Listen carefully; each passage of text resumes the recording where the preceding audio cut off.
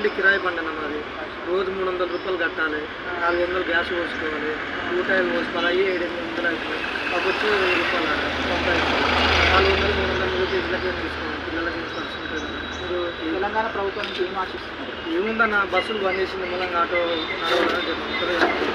మహిళా బస్సులు బంద్ చేస్తేనే బెటర్ అన్న. ఒకవేళ ముందు వాళ్ళన్నా కానీ లేడీస్ వాళ్ళన్నా చాలా ఇబ్బంది అవుతుంది. ఎందుకంటే మొత్తం ఏమంటారు కదా, బాగా అది బంద్ చేస్తే బెటర్ చాలా. చూశారు కదా, రేవంత్ రెడ్డి పరిపాలనపై ఆటో డ్రైవర్ తన ఆవేదన వ్యక్తం చేస్తున్నారు. న్యూస్ ఇండియా 20 చాలా లాస్ట్లో ఉంది. లాస్ అంటే లాస్, ఫైనాన్స్ వెళ్తే బండి కిరాయి వెళ్తే ఫైనాన్స్ లేదు, ఫైనాన్స్ వెళ్తే ఇంటికి లేదు.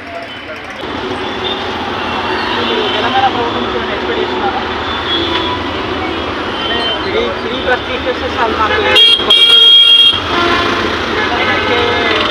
12,000 సంవత్సరం కూడా ఫ్రీ బస్ టీచర్స్ మా బాగా ఫ్రీ బస్ వల్ల లాస్ అవుతుంది, చాలా లాస్ అయింది. వింటున్నారు కదా, ఫ్రీ బస్ వల్ల ఆటో డ్రైవర్స్కి చాలా నష్టపోతున్నారని ఆవేదన వ్యక్తం చేస్తున్నారు.